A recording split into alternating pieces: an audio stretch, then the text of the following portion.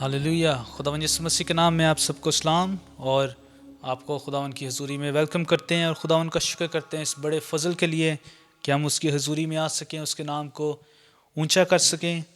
और खुदावंद का शुक्र करते हैं कि वो हमारे साथ वफ़ादार है हमेशा, और उसका प्यार, उसकी रहमतें वो लाजवाल हैं, कभी ख़त्म नहीं होती हैं। और आज आप सबको ख़ासकर जो माएँ वॉच कर रही हैं या बाद में वॉच करेंगे, उनको हैप्पी मदर्स डे कहता हूँ। और खुदावन का शुक्र करते हैं कि खुदावन अपने प्यार को रिफ़्लेक्ट करते हैं। हम देखते हैं खुदावन के प्यार का रिफ़्लेक्शन उस प्यार में जो हमें हमारी माँओं से मिलता है। और खुदावन का हम शुक्र करते हैं कि अगर हमारी माएँ हमसे इतना प्यार करती हैं, हमारी छोटी छोटी चीज़ का ख्याल रखती हैं, तो हमारा आसमानी बाप जिसने वो प्यार उनके अंदर डाला है, वो किस कदर हमारी फ़िक्र करता है और हमसे प्यार करता है। और आए इस वक्त अपनी आँखों को बंद करते हैं और खुदावन की हजूरी में अपने सारे टाइम को उसके सरेंडर करते हैं, उसके हैंड ओवर करते हैं। उसको कहते हैं कि खुदावन इस वक्त हमारी ज़िंदगी का कंट्रोल तो ख़ुद ले, इस मीटिंग का कंट्रोल तो ले। खुदावन साज़ों को और आवाज़ों को खुदावन तेरे खून में छुपाते हैं। खुदावन तेरी खुदावन अनॉइंटिंग चाहते हैं कि खुदावन वो हम सबों को घेरे। और खुदावन हम जानते हैं कि जहाँ 2 या 3 तेरे नाम से जमा हो तो उनके बीच में है, और अपने लोगों की हम दो सना पर तक नशीन होता है खुदावन। और हम जानते हैं कि तू इस वक्त हमारे बीच में है। और खुदावन वर्शिप के ज़रिए से, अपने कलाम के ज़रिए से खुदावन तू आज लोगों को टच करना है। खुदावन तेरा बड़ा जलाल है खुदावन ज़ाहिर हो। और खुदावन हम सब तेरी हजूरी से मामूर हो सकें, तेरी खुदावन तेरे प्यार को और गहरे तौर पर जान सकें खुदावन। और खुदावन हमें तौफीक दे, ख़ास कर जब आज हम इस मदर्स डे को भी सेलिब्रेट कर रहे हैं, तो खुदावन तमाम माओं को खुदावन सबसे पहले मैं तेरा शुक्रगुज़ार हूँ उस केयर के लिए, उस प्यार के लिए जो वो शो करते हैं खुदावन अपने बच्चों को ग्रो अप करने में। और सबसे बढ़ के आज मेरी दरख्वास्त है कि खुदावन हर एक माँ जो है खुदावन सबसे पहला पॉइंट बच्चों की तरबियत में इस पहलू को रखे कि हमने उन्हें खुदावन यीशु मसीह की तालीम देनी है, और उन्हें यीशु मसीह के जिस तरह से तेरे कलाम में लिखा है कि बच्चे की उस राह पे तरबियत कर जिस पर उसे जाना है, ताकि बूढ़ा होकर भी वो उससे ना हटे। सबों को तौफीक दे के खुदावन तेरे साथ इस तरह से खुदावन चलें और बच्चों की ग्रोथ में खुदावन जैसे तूने खुदावन पहले खुदावन उनकी मदद की, आगे भी उनकी मदद करता रहा है। खुदावन उनको स्ट्रेंथ दे और खुदावन तेरा जलाल खुदावन ज़ाहिर हो, ताकि खुदावन एक स्ट्रॉन्ग मसीही कौम खुदावन एक सच्चे खुदावन परस्तार खुदावन एक सच्चे खुदावन सोल्जर्स जो तेरी आर्मी के लिए खुदावन तेरी खुदावन बादशाहत के लिए तैयार हो सके। खुदावन इस वक्त हमारे साथ होना, पूरी खुदावन सर्विस में तो हमारे हादी रहबर और रहनमा होना, ये सब कुछ तेरे यीशु नाम से मांगते हैं, आमीन। आए खूबसूरत ज़बूर है 48, तेरी हैकल दे विच कीता तेरी रहमत ते ध्यान। मिल के खुशी से खुदावन की हमद करेंगे।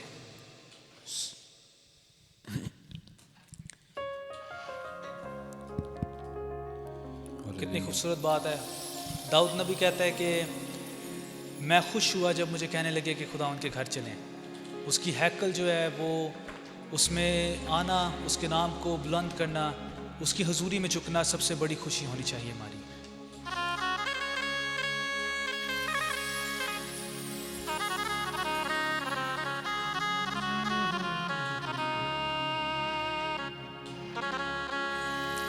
ओ तेरी हैकल दे विच कीता तेरी रहमते ध्यान।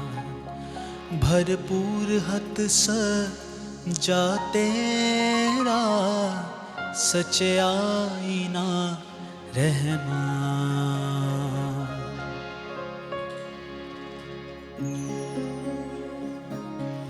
हालेलुया। उसके नाम को ऊंचा करेंगे, उसकी तारीफ करेंगे तमाम उसकी भलाइयों के लिए। उसका नाम बुलंद है, सब नामों से अफजल है।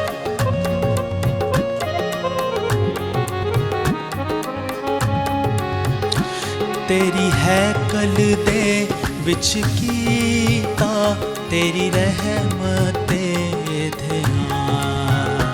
तेरी हैकल दे विच कीता तेरी रहमते ध्यान। भरपूर हथ सजा तेरा सच्चाई ना रहमान।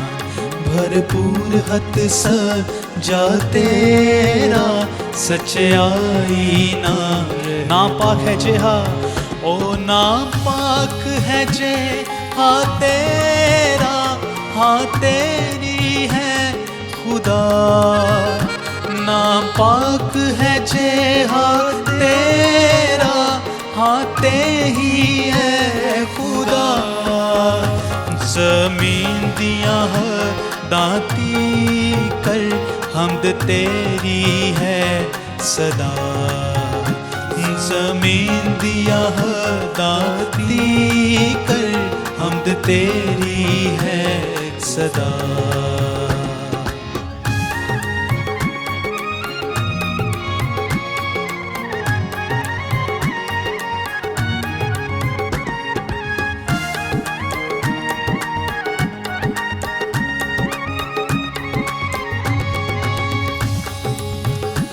अदालता थो तेरी खुश है सियून पहाड़।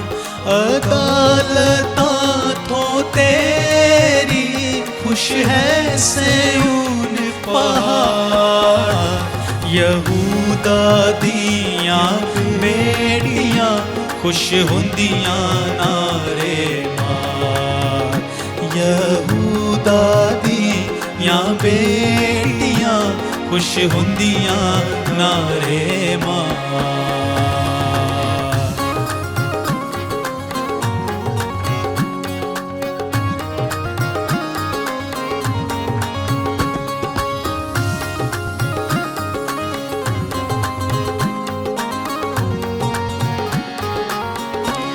ओ सेऊं दे दवाले फिरो बुझगी नो वाली शान। सेऊं दे दवाले फिरो बुझगी नो वाली शान। ते ओदी शहर पनाते दिल नाल करो ध्यान। ते ओदी शहर पनाते दिल नाल करो ध्यान।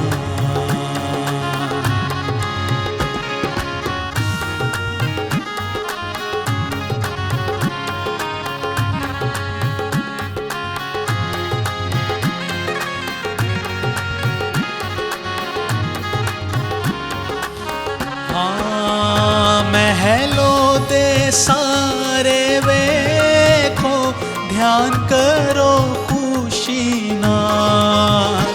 महलों दे सारे वेखो ध्यान करो खुशी नाल। ता आवन वाली पुश्त नू दस सको सारा हाल। ता आवन वाली पुश्त नू दस सको सारा हाल। के ऐ खुदा हमेशा साडा है खुदा। के खुदा हमेशा साडा है खुदा। हाँ ए हो मर्दे दमती हदायत करेगा। हाँ ए हो मर्दे दमती हदायत करे। तेरी हैकल दे विच, तेरी हैकल दे विच कीता तेरी रहमते ध्यान। भरपूर हक सजा तेरा सच्चाई ना रहमान। भरपूर हक सजा तेरा सच्चाई ना रहमान। हालेलुया, खुदावन के नाम की तमजीद हो। कितना खूबसूरत हमने ज़बूर गाया कि उसकी हैकल में हम उसकी रहमत का बयान, उसको हम बयान करते हैं, उस पर ध्यान देते हैं कि उसने कितने बड़े कितने जलाली काम अपने लोगों के लिए किए हैं और जो दिन ब दिन करता है। याद रखें उसकी नज़र हम में से हर एक पर है, क्योंकि उसने हमें अपने हाथों से बनाया है, वो हमसे प्यार करता है। और कभी भी हम ये ना सोचें कि हम अकेले हैं, क्योंकि खुदावंद यीशु मसीह हमारे साथ है। आमीन। जैसे मैंने पहले मेंशन किया, मदर्स डे है आज और हम इस चीज़ को सेलिब्रेट कर रहे हैं, और माँ के ताल्लुक़ से बड़ा खूबसूरत गीत है और हम इसको मिल के गाएँगे और खुदावन का शुक्र करेंगे उस मोहब्बत के लिए जो खुदावन ने हमारी माँओं के अंदर डाली है, ताकि हमारी परवरिश कर सकें और हमें ग्रो अप कर सकें।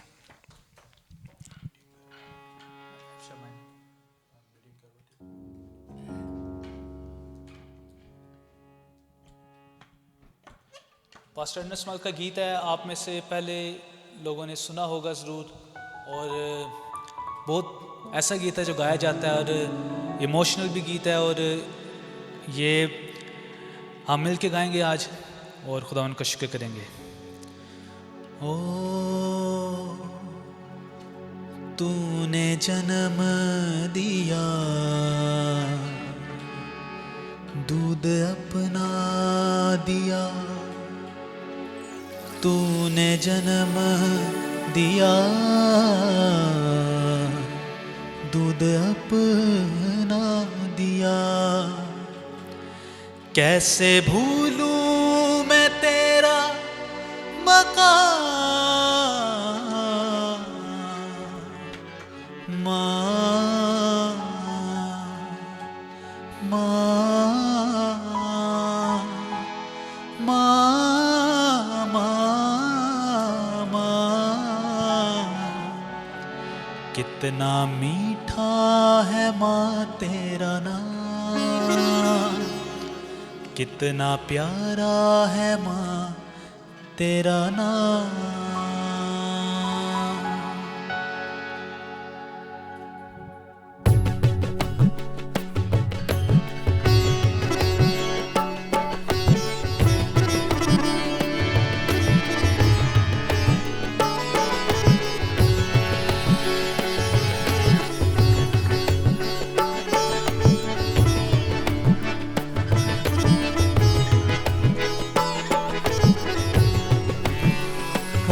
तूने जन्म दिया, दूध अपना दिया, तूने जन्म दिया, दूध अपना दिया, कैसे भूलूं मैं तेरा मकाम, माँ माँ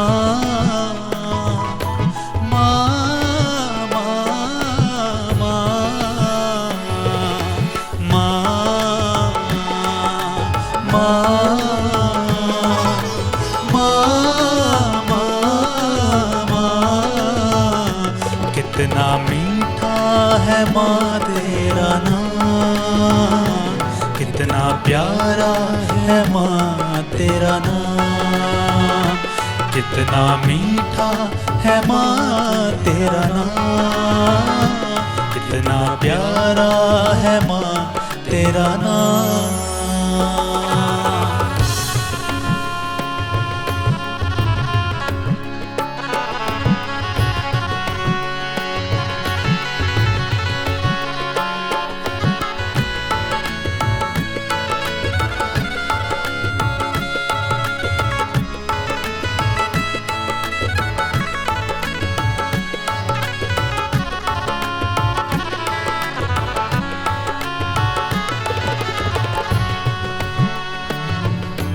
मरियम से कोई पूछे माँ का मकाम क्या है, मरियम से कोई पूछे माँ का मकाम क्या है, हन्ना से कोई पूछे ममता का दाम क्या है, हन्ना से कोई पूछे ममता का दाम क्या है।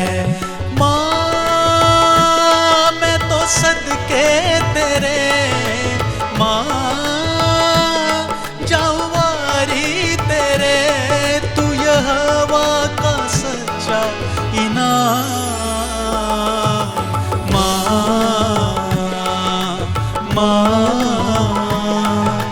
माँ माँ माँ, कितना मीठा है माँ तेरा नाम, कितना प्यारा है माँ तेरा नाम, कितना मीठा है माँ तेरा नाम, कितना प्यारा है माँ तेरा तेरा नाम।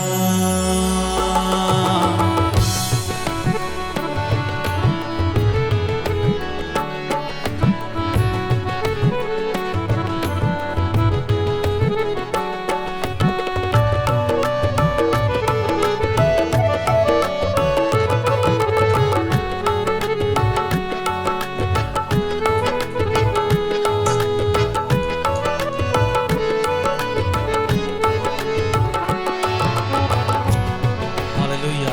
याद रखें, माँ बहुत सी भलाइयाँ हमारे साथ करती है, बहुत सी सेक्रीफाइसेस करती है, लेकिन सबसे बड़ी जो कामयाबी उसकी होती है वो ये होती है कि अपने बच्चों का मिलाप यीशु से करवा दे। कितनी खूबसूरत बात है। इसलिए गाएंगे, ओ माँ को बुलाऊं कैसे, यीशु मिलाया जिसने। माँ को बुलाऊं कैसे, यीशु मिलाया जिसने। लाखों दुआएं करके यीशु मिलाया जिसने। लाखों दुआएं करके यीशु मिलाया जिसने। माँ को भुलाऊं कैसे, जीना सिखाया जिसने। माँ को भुलाऊं कैसे, जीना सिखाया जिसने। लाखों दुआएं करके यीशु मिलाया जिसने। लाखों दुआएं करके यीशु मिलाया जिसने। माँ मैं तो सदके तेरे, माँ जाऊं वारी तेरे। तेरे प्यार का चर्चा है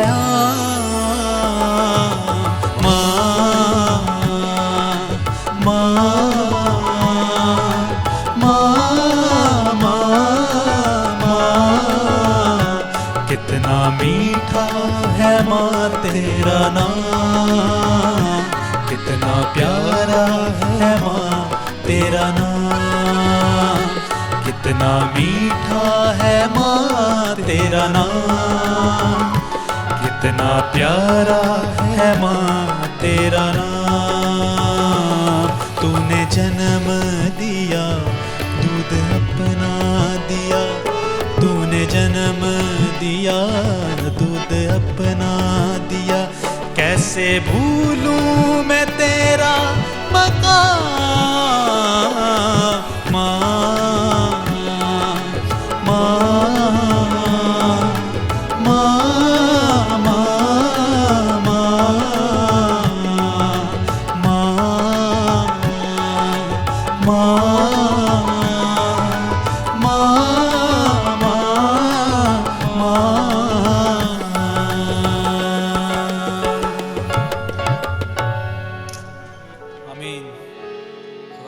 गुज़ार हैं हम इन खूबसूरत गीतों के लिए, जिनके वसीला से हम अपने प्यार को भी एक्सप्रेस करते हैं और खुदावन का शुक्र भी करते हैं उन तमाम बड़े कामों के लिए जो खुदावन ने ख़ास कर माँ की सूरत में हमें दिया है। और इसी तरह से एक और बड़ा खूबसूरत गीत है, मदर्स डे का गीत है। कुछ लोगों के लिए शायद नया हो और मैं चाहता हूँ हम इसको भी सीखते हैं और मिल के गाएंगे। ऐ मेरी माँ तुझको है सलाम।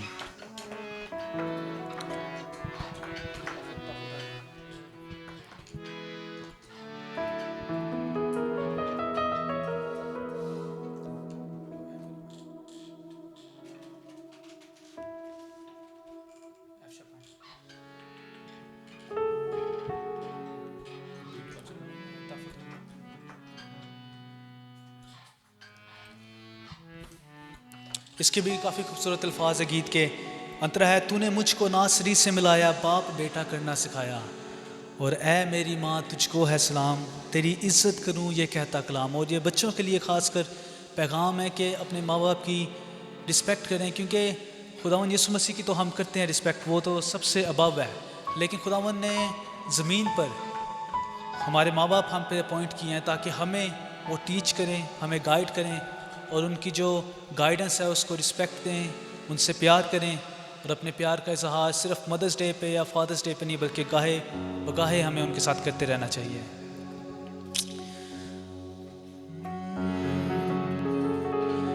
ऐ मेरी माँ तुझको है सलाम, तेरी इज्जत करूं ये कहता कलाम। ऐ मेरी माँ तुझको है सलाम, तेरी इज्जत करूं ये कहता कलाम।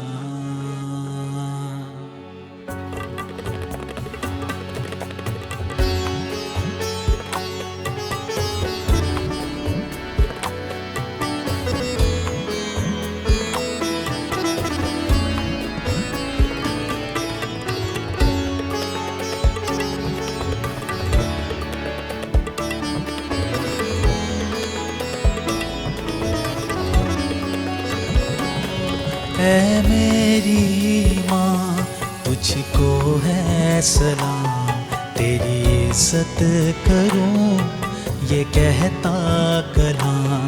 ऐ मेरी माँ तुझको है सलाम, तेरी इज्जत करूं ये कहता कलाम। ऐ मेरी माँ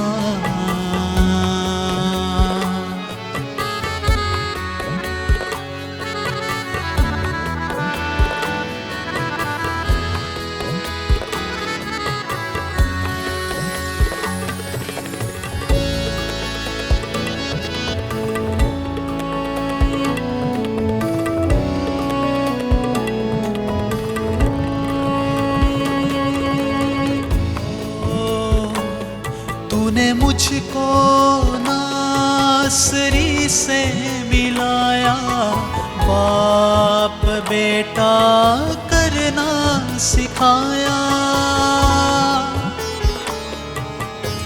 ओ तूने मुझको नासरी से मिलाया, बाप बेटा करना सिखाया। ऐ मेरी माँ तुझको है सलाम, तेरी इज्जत करूं ये कहता कलाम। ऐ मेरी माँ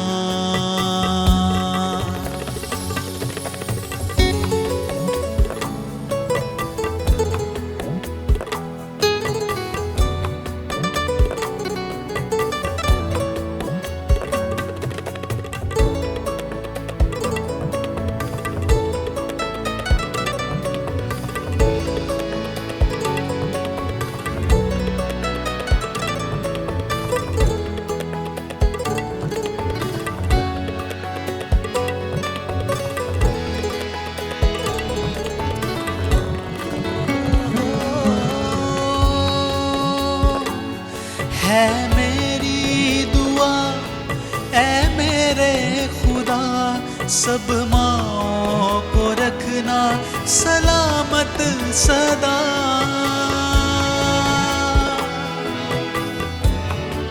हाँ है मेरी दुआ, ऐ मेरे खुदा सब माँओं को रखना सलामत सदा। ऐ मेरी माँ तुझको है सलाम, तेरी इज्जत करूं ये कहता कलाम। ऐ मेरी माँ तुझको है सलाम, तेरी इज्जत करूं ये कहता कलाम। ऐ मेरी माँ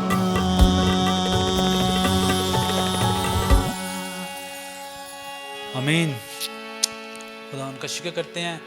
ये स्पेशल सॉन्ग था जो मैं चाहता हूँ कि अब ये सबको सारी माँओं को डेडिकेट करते हैं, और ख़ास कर मैं इस सॉन्ग को अपनी मामा को रोज़ को, और इसी तरह से अपनी मदर इन लॉ को, और अपने बच्चों की माँ मरियम को भी, और पूरे ख़ानदान में जिसने मेरी लाइफ में किरदार अदा किया मुझे ग्रो अप करने का, सबको मैं डेडिकेट करता हूँ। और खुदा उनका शुक्र अदा करता हूँ कि खुदावन ने मुझे इस तरह की पर्सनैलिटीज़ मेरी लाइफ में दी ताकि मैं बढ़ सकूँ और उसके नाम को पहचान सकूँ और उसकी तारीफ़ कर सकूँ, उसके नाम को बुलंद कर सकूँ।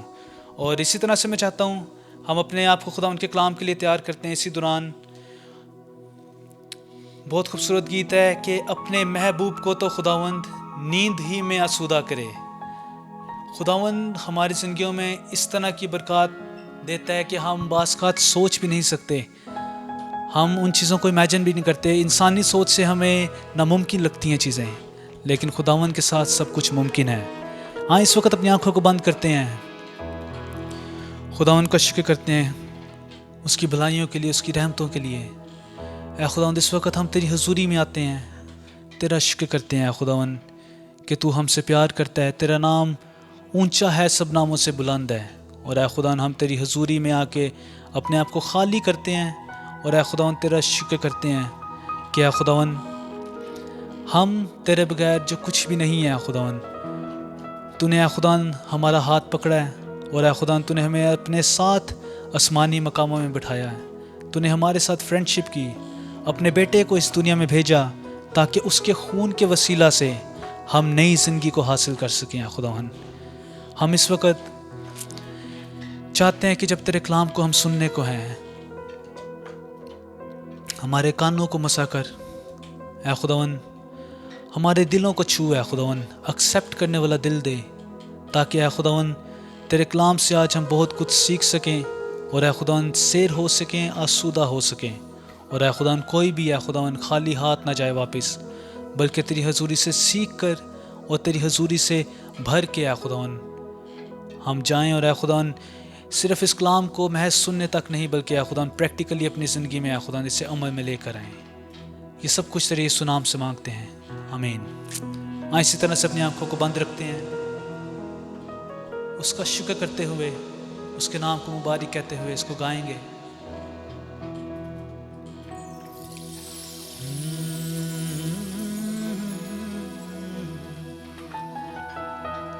अपने महबूब को तो खुदावन नींद ही में आसूदा करे। ये सच है, खुदावंद अपने लोगों को मुहैया करता है तब जब हम एक्सपेक्ट भी नहीं कर रहे होते हैं, लेकिन उसका हाथ हम पे मेहरबान रहता है। अपने महबूब को तो खुदावन नींद ही में आसूदा करे, बस उसी पर करो तुम तवक्कल, वो तो हम सब से प्यार करे।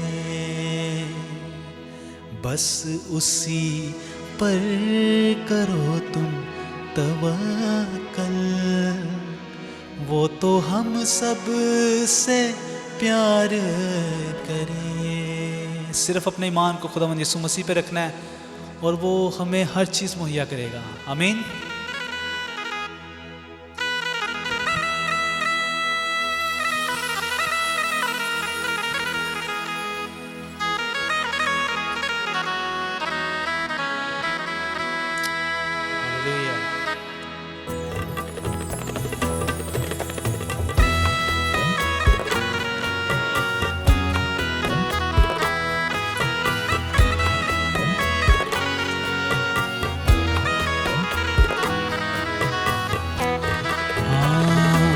अपने महबूब को तो खुदावन, अपने महबूब को तो खुदावन नींद ही में आसूदा करे, बस उसी पर करो तुम तवक्कल, वो तो हम सब से प्यार करे। बस उसी पर करो तुम तवक्कल, वो तो हम सब से प्यार करे।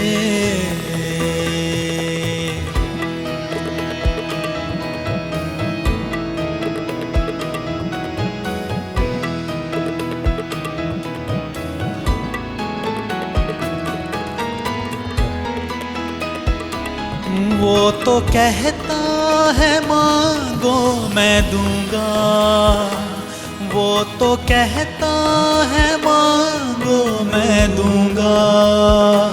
खटखटाओ तो दर खोल दूंगा, खटखटाओ तो दर खोल दूंगा।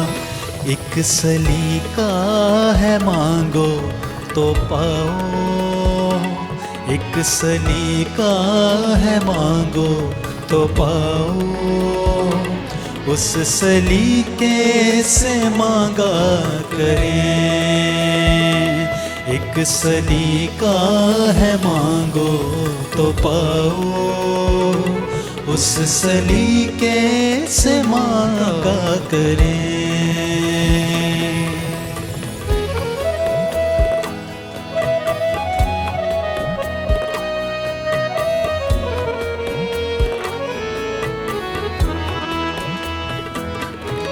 हालेलुया। उसकी नेमतों को कभी ना भूलें।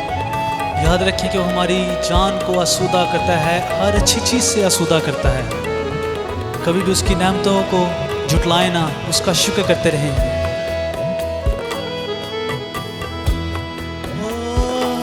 उसकी नेमत किसी को ना भूलना, उसकी नेमत किसी को ना भूलना।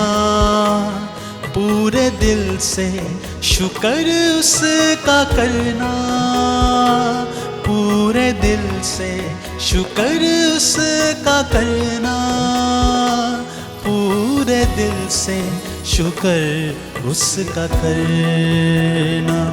वो तो देता गुनाहों की माफ़ी, वो तो देता गुनाहों की माफ़ी।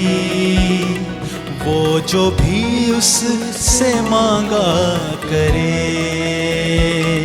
वो तो देता गुनाहों की माफ़ी। वो जो भी उससे मांगा करे।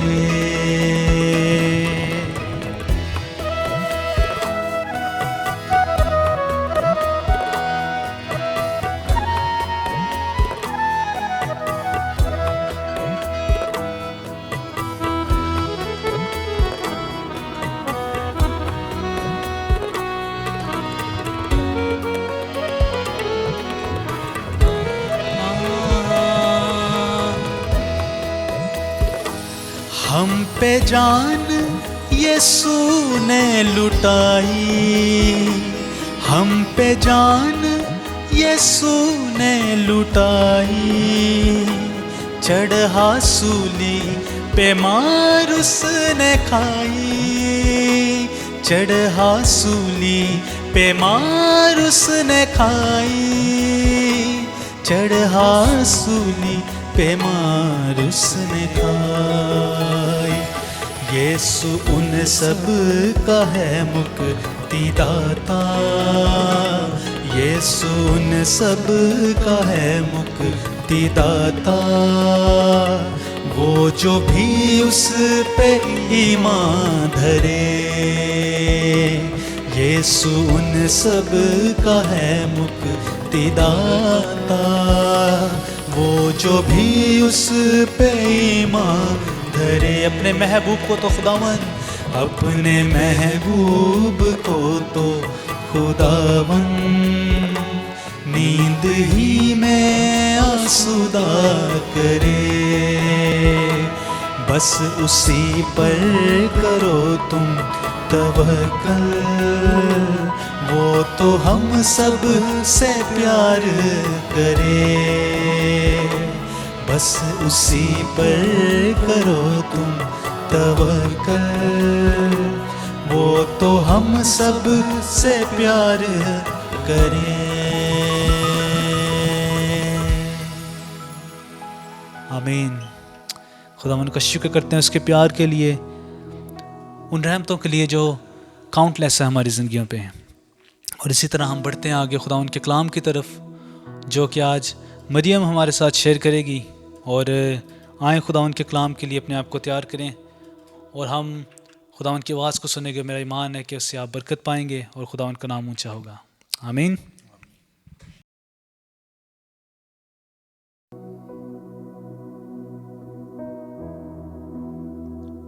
खोल मेरी आँखें,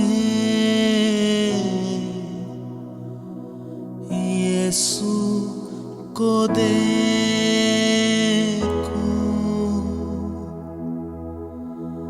बढ़कर मैं छू लूं,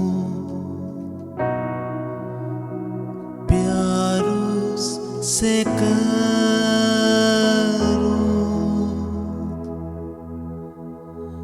मेरे तू कान खोल, सुनना सिखा दे, खोल मेरी आँखें,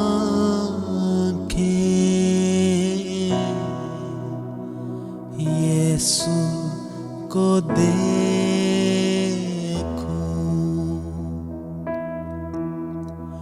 बढ़कर मैं छू लूं, प्यार से करूं,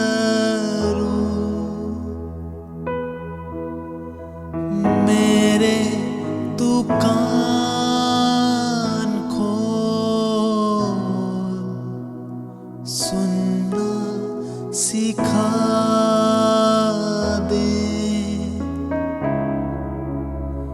खोल मेरी आँखें,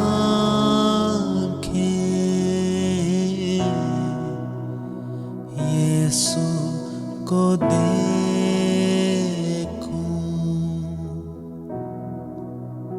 यीशु को यीशु के बाबा के नाम में आप सबको सलाम। खुदावन के बेहद शुक्रगुजार हो के खुदावन ने मुझे आज ये प्यारा मौका दिया कि मैं उसकी हुजूरी में आऊँ और आज आप सबसे अपने दिल की बात जो खुदावन ने मेरे अंदर डाली उसको, उस थॉट को जो खुदा ने मुझे दिया कि मैं आप सबसे शेयर करूं।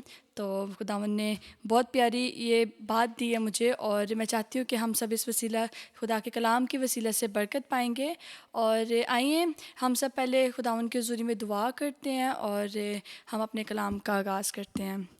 कदूस कदूस ज़िंदा आसमानी जलालियो मेहरबान खुदावंद, हम दिल की गहराइयों से तेरा शुक्र, तेरे नाम की तारीफ़ करते हैं आज के इस प्यारे वक्त के लिए। खुदा बाप जो तूने हमारी ज़िंदगी में बख्शा कि तेरी हजूरी में आ सके, तेरे नाम को लें, तेरे नाम को ऊंचा करे खुदावंद, क्योंकि तू इज़्ज़त व जलाल, हशमत व बुजुर्गी के लायक है खुदावंद। तू कदूस है, तू मेहरबान है, तू लश्करों का खुदा है। प्यारी यीशु जी तेरा शुक्र अदा करते हैं खुदावंद कि तूने इबादत के शुरू से लेकर अब तक हमारी हिफाजत की है खुदावंद। तूने खुदावंद गीतों के वसीला से, सारी प्रिजाइडिंग के वसीला से, खुदावंद साज़ो आवाज़ों के वसीला से खुदावंद तूने लोगों को बरकत दी है। मैं तेरा शुक्र अदा करती हूँ खुदावंद। अब जब लोग खुदावंद हम सब खुदावंद तेरी आवाज़ को सीखें, खुदावंद तेरी आवाज़ को सुने और खुदावंद तेरे कलाम को सीखें, तो खुदावंद ये हमारे अंदर जड़ पकड़े खुदावंद और 30 नहीं 60 नहीं बल्कि 100 का 100 गुना फल लाए खुदावंद। मैं मल्टीमीडिया के सारे खुदावंद प्रोग्राम को खुदावंद तेरे हाथों में देती हूँ और खुदावंद इसी तरह मैं अपनी ज़ुबान को, अपनी सोचों को, अपने ख्यालात को तेरे हाथों में देती हूँ खुदावंद। मेरी सोचों का ज़िम्मा लेना, मेरी ज़ुबान का ज़िम्मा लेना, मुझे लफ्ज़ों की तरतीब और लफ्ज़ों का ज़ख़ीरा बख्शना, ताकि जो सोच तूने मेरे दिमाग में, मेरे दिल में डाली है खुदावंद उससे मैं अच्छे तौर से बयान कर सकूँ और तेरे लोग उससे सीखें और बरकत पाएँ। तेरा शुक्र, तेरे नाम की तारीफ़ हो। यीशु मसीह के प्यारे नाम में मांगा है, आमीन। तो सबसे पहले आप जितने भी लोग देख रहे हैं, जितनी भी माएँ देख रही हैं, सबको मेरी तरफ से हैप्पी मदर्स डे। और आज का दिन जैसे हम जानते हैं कि मदर्स डे का दिन है और बहुत सी माएँ जो हैं और बहुत बहुत खुशी होती है कि जब सब आके आपको बोलते हैं हैप्पी मदर्स डे। और जैसे मुझे मेरे बच्चों ने भी बोला और सब ने मुझे इस चीज़ के लिए विश किया और मुझे बहुत खुशी मिली कि खुदा ने कितना बड़ा प्रिविलेज दिया, कितनी बड़ी ये हमें बरकत मिली है कि हमें माँ का एक माँ की रिस्पॉन्सिबिलिटी हमें मिली है। तो खुदा के कलाम में लिखा है कि हर अच्छी बख्शिश और कामिल इनाम नूरों की बाप की तरफ से मिलता है, और माँ बाप सबसे बड़ी खुदा की बरकत है, और खुदा ने बहुत बड़ी ब्लेसिंग हमें दी है, माँ बाप दिए हैं, और आगे हमें भी माँ बाप बनाया है। माँ और बाप दोनों का साया हमारी ज़िंदगियों के लिए बहुत ज़्यादा ज़रूरी होता है। और जैसे हम अपने बच्चे, और आगे जैसे खुदा ने हमें औलाद दी है, हम अपने बच्चों की तरबियत में, अपने बच्चों की परवरिश में उसी तरह जो हम अपने माँ बाप से सीखते हैं उसी तरीके से हम अपने बच्चों की तरबियत और परवरिश करते हैं। तो अगर तो हम खुदा के अकॉर्डिंगली उनकी परवरिश करेंगे, उनकी तरबियत करेंगे, तो वो खुदा के कलाम को अपने दिल में बसा के उसके अकॉर्डिंगली ही चलेंगे। और ये जो पेरेंट्स का हमारे सर के ऊपर होना, ये हमारे लिए बहुत बड़ा, ये हमारे लिए भी बहुत बड़ा प्रिविलेज है कि वो हमारे सर पर है, हमें अच्छे बुरे वक़्त में वो गाइड कर सकते हैं। और खुदा हर तौर से हमें, हर एक को खुदा ने वसीला बनाया होता है, और जैसे माँ बाप को खुदा ने हमारे ऊपर एक वसीला बनाया होता है कि वो किसी तरीके से हमें प्रोवाइड करते हैं, हमें जहाँ पर हमें समझ नहीं आती डिसीजंस में, खुदा ने उनको हमें दिया है कि हम उनसे हेल्प लेते हैं। और खुदा ने बहुत से प्यारे प्यारे रिश्ते बनाए हैं, और माँ बाप का रिश्ता भी उन सब रिश्तों की तरह बहुत खूबसूरत रिश्ता है। तो आइए आज हम देखेंगे कि इन द बिगिनिंग, शुरुआत में खुदा ने जब दुनिया को क्रिएट किया, तो खुदा ने 7 दिन में, 6 दिन में खुदा ने सारी दुनिया को क्रिएट किया, और 7वें दिन को खुदा ने आराम किया।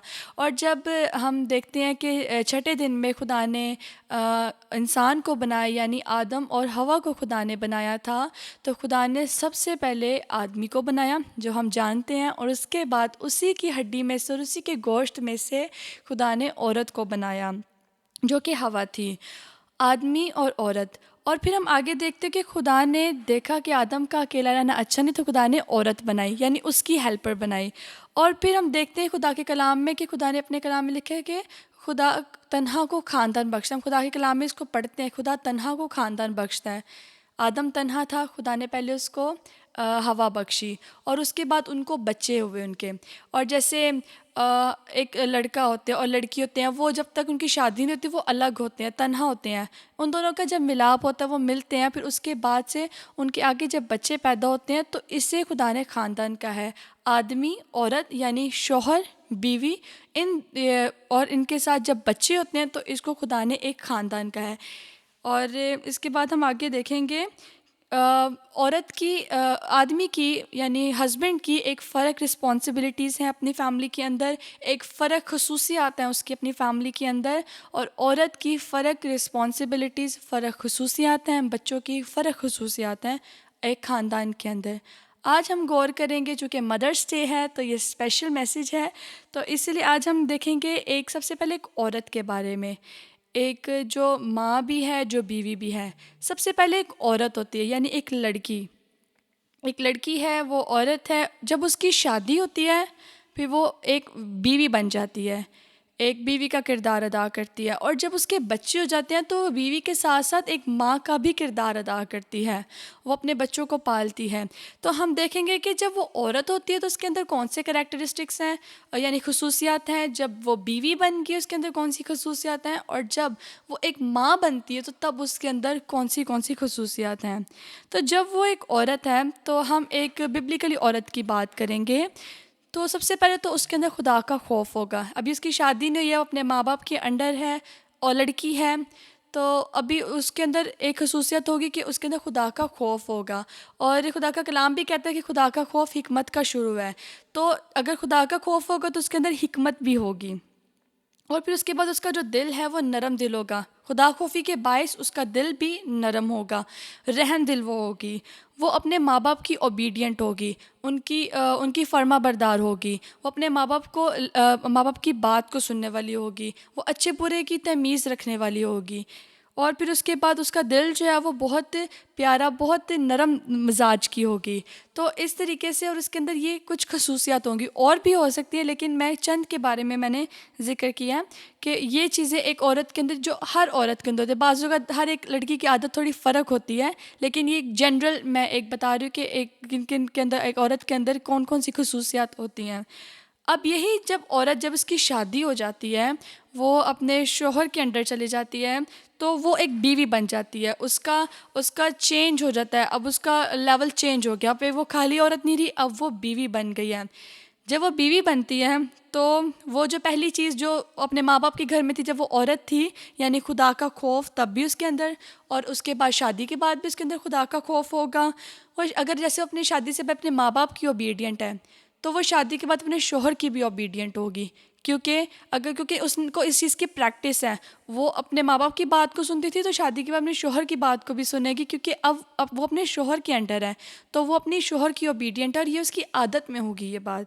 उसके बाद नरम, क्योंकि जैसे वो पहले शादी से पहले उसका मिजाज नरम था, काइंड हार्टेड थी, और वो रहम दिल थी, और वो शादी के बाद भी उसके अंदर वो चीज़ होगी, उसको अपने हस्बैंड के लिए दर्द होगा उसके अंदर।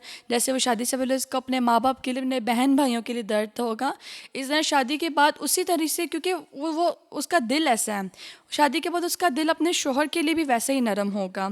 और इससे इससे प्लस पॉइंट ये कि वो एक जिम्मेदारियों को समझने वाली होगी, रिस्पॉन्सिबल बन जाएगी।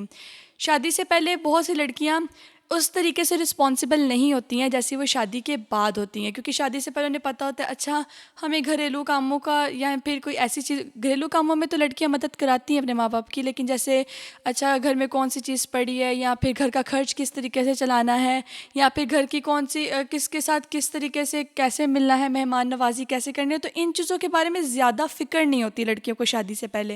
लेकिन शादी के बाद वो इन चीज़ों की तरफ ज़्यादा गौर करना शुरू करती हैं, और फिर वो रिस्पॉन्सिबल, वो एक ज़िम्मेदारी फ़ील करती हैं कि हाँ ये मेरी ज़िम्मेदारी और मैंने इसको पूरा करना है।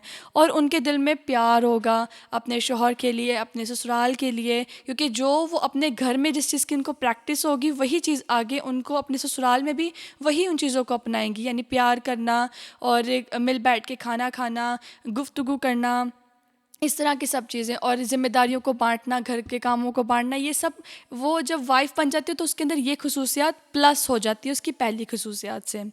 अब हम जब देखते हैं और वही औरत वो बीवी बन गई, और बीवी बनने के बाद जब वो माँ बनती है तो फिर उसके अंदर और कौन सी चेंजेस आती हैं। तो जब वो मदर बनती है, माँ बनती है, तो खुदा का खौफ तो पहले से उसके साथ चल रहा है, ओबीडियंट वो पहले से ही है, रिस्पॉन्सिबल भी वो शादी के बाद हो गई है, लेकिन उस सब के साथ साथ उसके अंदर सब्र करना आ जाता है। बाज़-औक़ात बच्चे होते हैं तो एकदम से आप बहुत डिफ़िकल्ट होता है, ख़ासकर जब बच्चे नए-नए पैदा होते हैं, उनके मुताबिक चलना, उनके मुताबिक अपने आप को ढालना। तो शुरू-शुरू में तो उन्हें बहुत मुश्किल लगता है, लेकिन आहिस्ता-आहिस्ता वो सब्र करना सीख लेती हैं। यानी इससे इससे उनके अंदर ये सब्र करने वाली ख़ुसूसियात भी आ जाती हैं। फिर और उसके बाद वो अपने बच्चों की जैसे केयर करना, उनकी देखभाल करना, ये वाली भी ख़ुसूसियत उनके अंदर आ जाती है। उससे पहले भी होती है, लेकिन जैसे अब शौहर है या फिर माँ बाप है, हर कोई बड़ा अडल्ट है, हर कोई अपना काम खुद करने वाला होता है, लेकिन बस उनको इतनी ज़्यादा नहीं ज़रूरत होती कि हर टाइम उनकी टेक केयर की जाए कि बच्चा कोई इधर से गिर ना जाए। लेकिन जैसे बच्चे होते हैं उनको 24 घंटे उनके ऊपर नज़र रखनी होती है, तो इसीलिए वो गुड केयर टेकर बन जाती है, बहुत अच्छी वो देखभाल करने वाली बन जाती हैं बच्चों को। उसके बाद उनके अंदर एक और ख़ुसूसियत आ जाती है, वो सपोर्ट करती हैं अपने बच्चों को, जैसे और उनको इनकरेज करती है हर चीज़ पर, उनकी हौसला अफजाई करती है बच्चों की। जैसे बच्चे ने जैसे एजिकल जब ए लिखता है या ABC लिखता है, तो जब भी वो कुछ लिखता है तो मैं उसके लिए तालियां बजाती हूँ, मैं उसे सपोर्ट करती हूँ, यस आप कर सकते हो एजिकल, और बहुत खुशी उसको अप्रिशिएट करती हूँ उसके जो भी उसने काम करता है। अभी से जब कोई काम करता है तो मैं उसके लिए, वो बहुत छोटा है लेकिन जब भी वो कुछ करता है तो मैं उसके लिए उसको अप्रिशिएट करती हूँ। तो यानी हम अपने बच्चों को सपोर्ट करें, उनको इनकरेज करें, ये खसूसियात आ जाती हैं।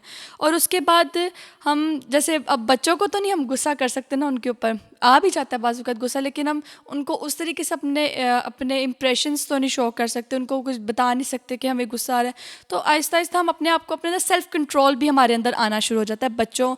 जब हम बच्चों को देखते हैं तो ये भी खसूसियत हमारे अंदर आना शुरू होती है कि हम अपने अंदर कंट्रोल लेकर आते हैं कि अब ये बच्चा है, मैं क्या कहूँ इस बच्चे को। और इसके साथ साथ हम नर्स भी बन जाते हैं, हम डॉक्टर भी बन जाती हैं, हम टीचर भी बन जाती हैं, यानी ये खसूसियत हमारे अंदर आ जाती है, यानी हम ऑल राउंडर हो जाती हैं। एक लड़की जो इसके अंदर चले पहले 5-6 खसूसियात होंगी, शादी के बाद वो 6-7 हो गई होंगी, लेकिन जब वो एक माँ बन जाती है तो उसके अंदर ये खसूसियात 15-20-25 सारी खसूसियात उसके अंदर आ जाती हैं। कभी किसी लड़की ने सोचा नहीं होगा कि हम बच्चों को कैसे समझेंगे इस तरीके से, या फिर वो बीमार है तो उन्हें किस तरीके से ट्रीट करेंगे। तो शादी के जब बच्चे होते हैं तो इंसान इन सब चीज़ों को सीखता है, और सबसे बढ़कर खुदा आपकी हेल्प करता है इन चीज़ों के अंदर कि आपने किस तरीके के साथ बच्चों को डील करना है। और जब हम खुदा से दुआ करते हैं, खुदा इन सब चीज़ों में हमारी हेल्प करता है, और ये खसूसियात भी खुदा ही हमारे अंदर डालता है। तो आज ये तो थी जब एक औरत होती है, फिर बीवी बनती है, फिर जब माँ बनती है तो जो खसूसियात उसके अंदर आती हैं। आज हम सीखेंगे कि जो मदर्स हैं, जो माएँ हैं, उनका रोल क्या है, उनका किरदार क्या है। हम देखेंगे तो जो माएँ हैं ना, वो बच्चों की सबसे पहली उस्ताद हैं। बच्चों की सबसे पहली उस्ताद जो है वो माँ है, और वो बच्चों के लिए इन्फ्लुएंसर है, यानी कि बच्चे उससे असरअंदाज होते हैं। जो भी वो करती है वो बच्चों की ज़िंदगी पर असरअंदाज होता है, उससे बच्चे सीखते हैं और पिक करते हैं बच्चे अपनी माँ से बहुत कुछ। और फिर उसके बाद वो सपोर्टर है अपने बच्चों की। ये 3 मेन हेडिंग्स हैं। हम इन 3 पॉइंट्स को हम इनको ज़रा ब्रीफली देखेंगे, तफसीली तौर पर हम देखेंगे कि किस तरीके से वो एक टीचर है, वो एक इन्फ्लुएंसर है, और वो एक सपोर्टर है अपने बच्चे के लिए। तो आइए हम देखेंगे इमसाल उसका पहला बाब और उसकी 8 से 9 आयत के अंदर लिखा है, ऐ मेरे बेटे, अपने बाप की तरबियत पर कान लगा और अपनी माँ की तालीम को तर्क ना कर, क्योंकि वो तेरे सर के लिए जीनत का सहरा और तेरे गले के लिए तोक होंगी। तो खुदावन का कलाम हमें ये बताता है कि जो माँ है वो तालीम देती है, माँ बाप जो है वो तरबियत करते हैं और तालीम देते हैं। और खुदा कहता है कि उसकी तालीम को, माँ की तालीम को तर्क ना कर। तालीम फ़र्क तरह की हो सकती है। सिर्फ हम जो एकेडमिकली जो चीज़ें सीखते हैं, यानी कि ABC बच्चों को प्लस माइनस सिखा दिए, क्वेश्चन सिखा दिए, या फिर कुछ ऐसी, ये भी तालीम है। ये उनकी उनकी जो दुनियावी ज़िंदगी है उसमें उनकी हेल्प करेगी, पढ़ाई लिखाई में, ये तालीम है। लेकिन इन सब के साथ साथ उन्हें तालीम देना, टीच करना इस चीज़ के बारे में कि ये तुम्हारे लिए दुरुस्त बात है, ये तुम्हारे लिए गलत बात है, इन चीज़ों के बारे में उसे तालीम देना, ये फ़र्क है। तो जब जो माँ होती है ना, वो अब जैसे 1 साल का बच्चा है या 2 साल का बच्चा है, अब उसको फ़ौरन तो एकदम से वो ABC या बड़े बड़े पैराग्राफ, सेंटेंसेस तो नहीं सिखाना शुरू करेगी, लेकिन वो छोटी छोटी बातों से उसकी तरबियत करना शुरू करेगी, उसको तालीम देना शुरू करेगी। ये गरम कप है, जो गरम कप है इसको आपने हाथ नहीं लगाना। और जैसे कि ये छुरी तेज़ होती है, बच्चे को चाहे समझ आए ना, लेकिन इन चीज़ों के बारे में उन्हें गाइड करना, सिखाना, अच्छे बुरे के बारे में सिखाना, ये तालीम होती है जो हम बच्चों को देते हैं। और माँ जो है वो बचपन ही से बच्चों को ट्रेन करना शुरू कर देती है। एक बहुत प्यारी कहते हैं लोग, सेइंग है बहुत प्यारी, जो लोग कहते हैं कि माँ की जो गोद है वो बच्चों की पहली दर्सगाह, यानी वो चीज़ जहाँ पर बच्चे सबसे पहले सीखते हैं। माँ के पास, क्योंकि सबसे ज़्यादा टाइम वक्त बच्चों का माँ के साथ स्पेंड होता है, 24/7 बच्चों ने माँ के पास रहना होता है। और माँ ने उनको, जब वो उठ रहे हैं, वो बैठ रहे हैं, यानी ब्रश करना भी बच्चों ने माँ से ही सीखना है। उन्होंने माँ ने ही उनको खाना खाना सिखाना है, माँ ने उन्हें चलना सिखाना है। ये माँ की रिस्पॉन्सिबिलिटी है। ऐसा नहीं मैं कह रही कि बाप नहीं करता, क्योंकि बाप का एक फ़र्क रिस्पॉन्सिबिलिटी है कि वो कमाता है, वो अपने बच्चों को भी लुक आफ्टर करता है, अपनी बीवी को भी लुक आफ्टर करता है। लेकिन जो माँ है वो बच्चों के पास हर वक्त होती है, मौजूद होती है, और वो हर वक्त बच्चों को कुछ ना कुछ सिखाती है उनके बारे में। तो जो ये तालीम है, इनको तर्क नहीं करना बच्चे ने। और जब वो बच्चा छोटा होकर तो बच्चा सीख लेता है, लेकिन जब वो बड़ा होता है तो वो इनको वैल्यू नहीं देता, इन चीज़ों की कदर व कीमत नहीं उसकी नज़र में होती है, वो बस इन्हें ऐसे ही समझता है।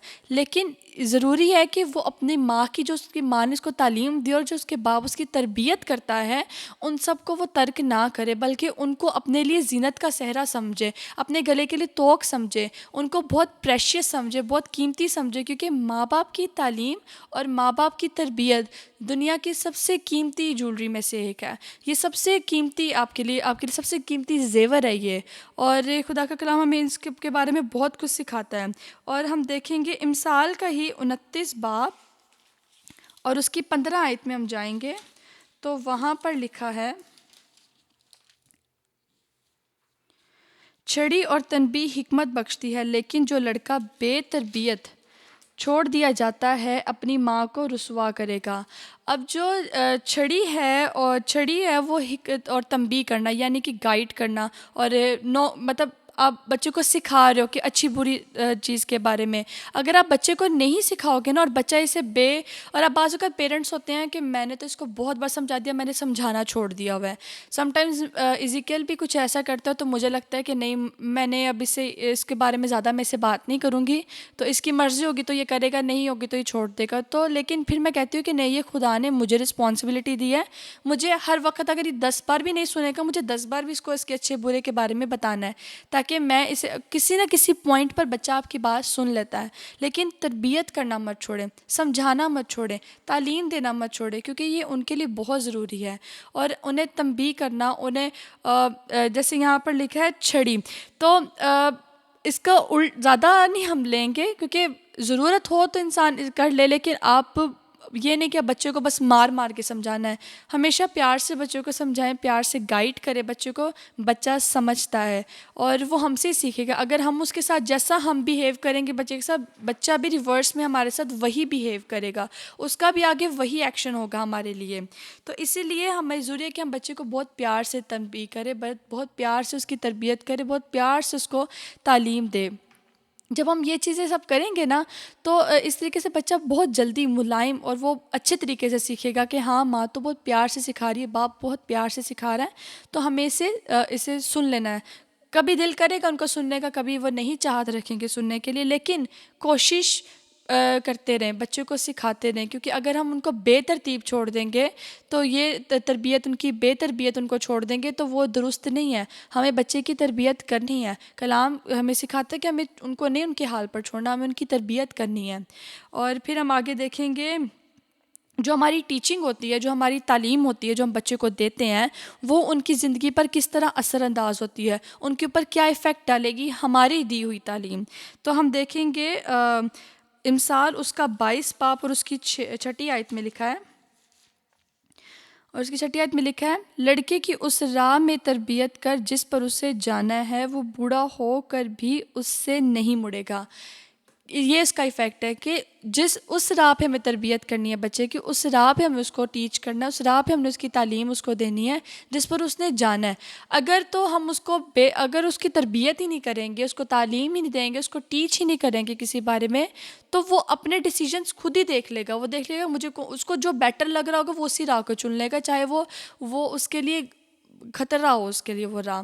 लेकिन हमें अपने बच्चे को वो तालीम देनी है। अगर हम चाहते हैं कि हमारा बच्चा जैसे मसीह ख़ानदान में एक बच्चा पैदा होता है और वो मसीह तालीम हासिल करे, अगर हम बचपन से उसकी बेस बनाना शुरू करेंगे, बचपन से ही उसको इस तरीके से हम उसको संडे स्कूल भेजा करेंगे, उसको कलाम में से सिर्फ बाहर भेजना नहीं, घर के अंदर भी उसको कलाम सिखाए, उससे दुआ करवाएं, उससे बातें करें, खुदा के कलाम की बातें करेंगे, तो बच्चा जब वो बड़ा भी हो जाएगा तो उसको वो बहुत सी चीज़ें अपने दिमाग में याद होगी। मुझे अपने बचपन की बहुत सी बातें याद है जो मामा ने बचपन से सिखाई हैं बातें। और ना मेरी मामा ने हमेशा ये बात बोली कि जब भी कुछ भी हो जाए, खाना ना मिले, कुछ भी हो जाए, यीशु का इनकार नहीं करना। ये चीज़ सिखाई है।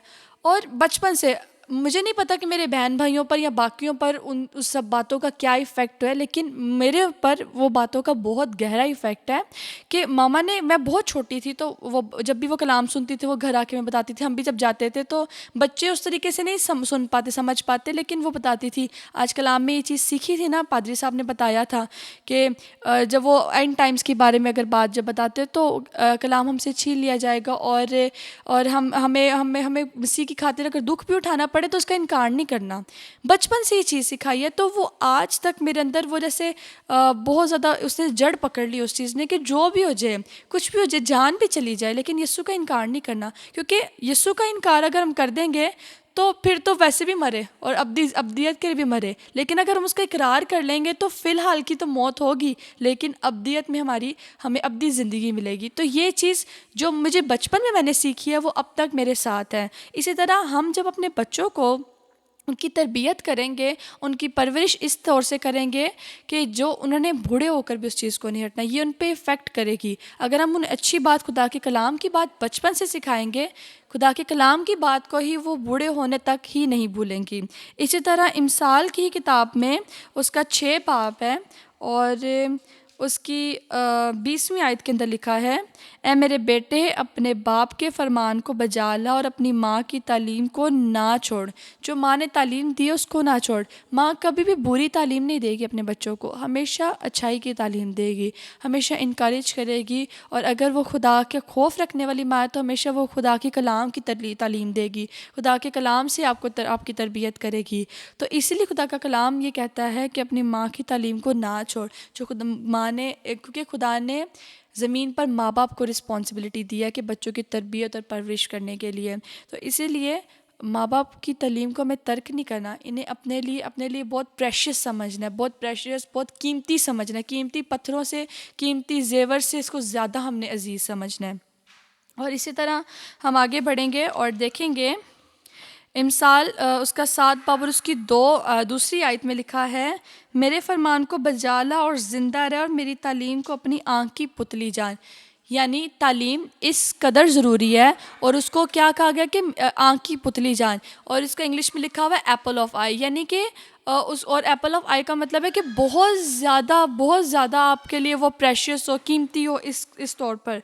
तो जो माँ की तालीम है ना, मेरी तालीम को अपनी आँख की पुतली जान, जो तालीम होती है ना वो बहुत ज़्यादा सेंसिटिव चीज़ है। तो इसे हमने कभी भी रद्द नहीं करना, इसे कभी भी हमने यूं ही नहीं समझना, क्योंकि ये माँ बाप की तालीम बहुत ज़्यादा बच्चों के लिए ज़रूरी है और उसको हम अपने आँख की पुतली समझे, इसे हमें सबसे ज़्यादा कीमती समझे, अपने लिए अजीज़ समझें। और इसी तरह हम नेक्स्ट पॉइंट की तरफ अपने जाएंगे और वो है इन्फ्लुएंसर, यानी असरअंदाज होना।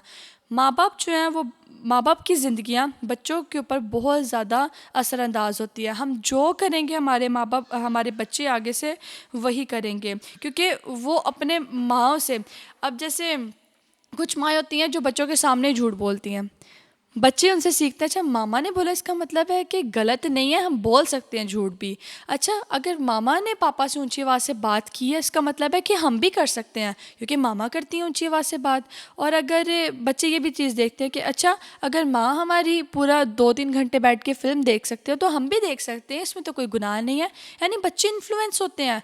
अब हम देखते हैं सोशल मीडिया पर कि बहुत से ऐसे लोग होते हैं और जो दूसरे लोग होते हैं, दुनिया के नॉर्मल लोग होते हैं, वो देखते हैं कि अच्छा वो उनसे इन्फ्लुएंस होते हैं, यानी कि अच्छा ये एक सेलिब्रिटी है, इसने इस तरह का मेकअप किया, इसने इस तरह के बाल बनाए हैं, तो मैं भी इसकी कॉपी करती हूँ। वो जो करती है उस चीज़ का असर बच्चों पर, यानी किसी भी इंसान पर, किसी लड़की पर, किसी लड़के पर वैसा हेयर कट करवाना चाहेंगे, वैसे कपड़े पहनना चाहेंगे, वैसी ज्वेलरी पहनना चाहेंगे, वैसा स्टाइल करना चाहेंगे। यानी इन्फ्लुएंस होने का मतलब ये है कि वो उसको इतना ज़्यादा अपने अंदर कर लेंगे और वो उनके ऊपर बहुत ज़्यादा वो चीज़ें असरअंदाज करेंगी।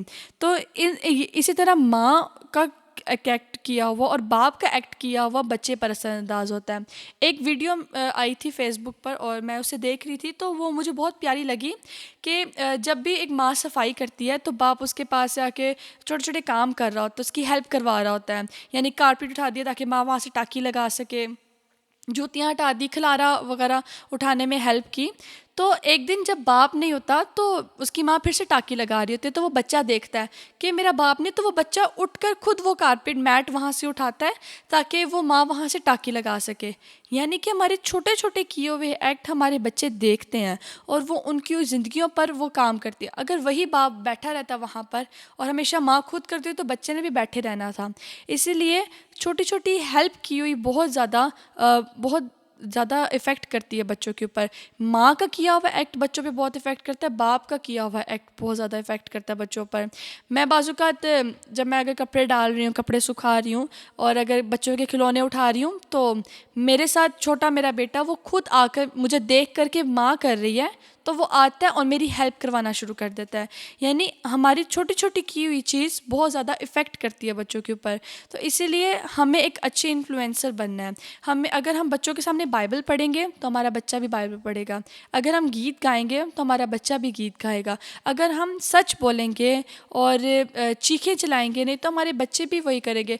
सिर्फ माँ बाप का नहीं, अगर आप एक बड़े घराने के अंदर रह रहे हैं, हर एक का एक्ट किया हुआ एक्ट बच्चे के ऊपर असरअंदाज होगा। तो हमें चाहिए कि हम बच्चों की तरबियत के लिए माँ बाप होते हुए, एक फैमिली के अंदर होते हुए, हमारा ये फ़र्ज़ है कि हम एक अच्छी एग्जाम्पल अपने बच्चों के लिए बने। उस घर में जितने बच्चे हैं उन सब के लिए एक अच्छा नमूना बने, ताकि हर वो बच्चे हमें देखकर कुछ सीखें। और बच्चे बहुत बहुत जल्दी सीखते हैं और उनकी नज़रें हमारी सोचों से ज़्यादा बच्चों की नज़रें तेज़ होती हैं। तो इसलिए हमें एक अच्छी एग्जाम्पल बनना है बच्चों के लिए, और एक अच्छी परफेक्ट एग्जाम्पल हमें अपने बच्चों के लिए बनना है। और खुदा के कलाम में प्रोवर्ब्स में ही मिसाल 31 बाब की 30 आयत में लिखा है, हुस्न धोखा और जमाल बेसबात है, लेकिन वो औरत जो खुदा से डरती है सतूदा होगी। अब यहाँ पर देखें, और इंग्लिश में लिखा हुआ है कि जो औरत खुदा का खौफ रखती है वो प्रेस के लायक है, वो उसकी तारीफ़ होगी। तो ये बहुत ज़रूरी है इस चीज़ के लिए। देखिए, जैसे कि अगर हम खुदा का खौफ रखेंगे अपनी ज़िंदगी के अंदर, ठीक है, तो खुदा हमारे लिए ऐसी चीज़ें करेगा कि हम लोग उठ के हमें हमारी तारीफ़ करेंगे और हमारे बच्चे भी हमारी तारीफ़ करेंगे। तो इसीलिए हमें सिर्फ अपने फ़ैशंस को नहीं देखना, हम औरतों को, हम माँओं को ख़ासकर, हमें सिर्फ अपने फ़ैशंस पर, अपने कपड़ों पर, इन चीज़ों पर नहीं देखना। हमें हमारी जो इटर्नल ब्यूटी है उसके लिए बारे में, हमारे जो बच्चे हैं वो हमारी अब्दी ब्यूटी है, हमें अपने बच्चों के बारे में देखना है। क्योंकि माँ बाप के लिए सबसे बड़ी खुशी यही होती है कि, और ख़ासकर माँ बाप दोनों के लिए, कि उनके जो बच्चे हैं उनका मिलाप यीशु मसीह से हो जाए। जैसे अभी जॉय ने भी थोड़ी देर पहले इस बारे में बोला कि एक माँ के लिए सबसे बड़ी उसका खुशी ये होती है कि उसके बच्चों का मिलाप यीशु से हो जाए। तो अगर जो माँ सिर्फ अपने ब्यूटी के बारे में, अपने कपड़ों के बारे में सोचती रहेगी, तो वो किस तरीके से अपना बच्चों का मिलाप अपने यीशु के साथ कराएगी। वो तो सिर्फ उनको फिर मेकअप ब्रांड्स के बारे में बताएगी, मेकअप प्रोडक्ट्स के बारे में और कपड़ों के बारे में बता पाएगी, या सोशल मीडिया के बारे में बता पाएगी। लेकिन एक अच्छी माँ, जो खुदा का खौफ रखने वाली माँ है, वो चाहेगी कि उसके बच्चों का मिलाप जैसा उसका मिलाप यीशु के साथ है, उसके बच्चों का भी मिलाप यीशु मसीह के साथ हो, ताकि उसके बच्चे जो हैं वो अब्दी ज़िंदगी पाएँ। क्योंकि और मेरे ख्याल से जो माएँ कहती हैं कि हम चाहते हैं हमारे बच्चों की लंबी उम्रें हो, ये हो वो हो, मेरी उम्र भी मेरे बच्चे को लग जाए, इस तरह की माएँ बहुत बातें बोलती हैं। तो आप उनको यीशु मसीह से मिलवाएं, क्योंकि जब आप उनको यीशु मसीह से मिलवा देंगे तो उनकी उम्र लंबी ही होगी। क्योंकि अगर वो इस जहान में भी नहीं रहते ज़िंदा, लेकिन वो अगले जहान में यानी आसमान पर हमेशा के लिए ज़िंदा रहेंगे। लेकिन अगर आप उन्हें यीशु मसीह से नहीं मिलवाएंगे ना, तो वो इस जहान में भी मरेंगे और आइंदा जहान में भी मरेंगे। इसीलिए बहुत ज़रूरी है कि आप उनको इस जहान में यीशु मसीह से मिलवाएं, यीशु मसीह के साथ उनका मिलाप करा दे। जब यीशु मसीह के साथ मिलाप हो जाएगा तो वो इटर्नल लाइफ के अंदर जाएंगे, उस ताज को हासिल करेंगे। वो सिर्फ आपके शहजादे शहजादियाँ नहीं होंगे, बल्कि वो यीशु के भी शहजादे और शहजादियाँ बन जाएंगे। माँ बाप के लिए उसके बच्चे प्रिंस और प्रिंसेस होते हैं। तो इसीलिए अगर हम चाहते हैं कि वो इटर्नली प्रिंस और प्रिंसेस रहें, तो उन्हें यीशु से मिलवाना है, ताकि वो आसमान पर ताज हासिल करें हमेशा, और वो हमेशा प्रिंस और प्रिंसेस बन के आसमान पर रहें। तो इसीलिए बहुत ज़रूरी है कि हम अपने बच्चों का मिलाप यीशु मसीह से कराएं, उन्हें उनका और यीशु मसीह का कनेक्शन, उनका और यीशु मसीह की बॉन्डिंग करवाएं, ताकि उनका बेस्ट फ्रेंड यीशु मसीह हो, ताकि उनका बेस्ट फ्रेंड जो हो, उनकी जो फेवरेट बुक हो वो हॉली बाइबल हो, उनका जो बेस्ट फ्रेंड हो वो हॉली स्पिरिट हो, उनका जो प्रोवाइडर हो वो सिर्फ खुदा हो। इस तरीके से हमें अपने बच्चों की परवरिश करनी है। इस तरीके से हमने अपने बच्चों को, अगर आप अपने बच्चों को ईमान सिखाएंगे बचपन से, वो ईमान ही सीखेंगे। अगर आप उनके सामने परेशान रहेंगे और आप उनके सामने अफसुर्दगी की बातें बोलेंगे, तो आपके बच्चे भी देखेंगे हाँ ऐसे ही होता है, हमें इस तरह की बातें करनी, ज़िंदगी तो है ही ऐसी, ज़िंदगी तो है ही ऐसी। आपके पास जो कुछ है ना, आप उस चीज़ में खुदा का शुक्र अदा करें। और आपके बच्चे जब इस चीज़ को देखेंगे कि हमारे पास तो कुछ नहीं है, लेकिन हमारी माँ और हमारे बाप इस चीज़ में खुदा का शुक्र कर रहे हैं, हमने भी थोड़ी चीज़ में और जो चीज़ है उसमें शुक्र करना सीखना है। जब हम अपने बच्चों को इन चीज़ों के बारे सिखाएंगे ना, तो हमें उनके फ्यूचर की टेंशन लेने की ज़रूरत नहीं है। बाज़ का पेरेंट्स बहुत टेंशन लेते हैं अपने बच्चों के फ्यूचर के लिए। मत टेंशन लें, सिर्फ उनका मिलाप यीशु मसीह से करा दें, सिर्फ उन्हें यीशु मसीह की तालीम दिला दें, आप उनके फ्यूचर के लिए बेफिक्र हो जाएंगे। और इस तरीके से हम अपने बच्चों की ज़िंदगी के ऊपर असरअंदाज होंगे। अगर हम चाहते हैं हमारे बच्चे ईमानदार हों, हमें ईमानदार होना बहुत ज़्यादा ज़रूरी है, क्योंकि हमारा किया हुआ एक्ट हमारे बच्चों के ऊपर असरअंदाज होता है, हमारे बच्चों से इन्फ्लुएंस होते हैं। तो ट्राई करें माएँ, और मेरे लिए भी ये है कि मुझे भी उस तरीके की माँ बनना है जिससे मेरे बच्चे इन्फ्लुएंस हो, एक पॉजिटिव अपने अंदर एक पॉजिटिव चीज़ अपने अंदर सीखे, ना कि कोई नेगेटिव चीज़ मुझसे सीखे। तो इसी तरह हमारा जो थर्ड पॉइंट है हम उसकी तरफ बढ़ेंगे, और जो हमारा थर्ड पॉइंट है उसमें हम सीखेंगे सपोर्टर। जो माँ है वो एक मददगार है, एक सपोर्ट करने वाली है, एक ढाल है। और जो माँ है वो आपको इनकरेज भी करती है और आपकी हौसला अफजाई भी करती है। तो हम एक कहानी के बारे में सीखेंगे यहाँ पर। बहुत से लोग पहले भी इस कहानी के बारे में जानते होंगे, लेकिन मैं इस कहानी को ज़िक्र करूँगी रिबका और याकूब के बारे में। हम पैदाइश की किताब में देखते हैं बहुत प्यारा रिश्ता, बहुत प्यारी जोड़ी इन दोनों की, याकूब की और रिबका की, माँ और बेटे की जोड़ी।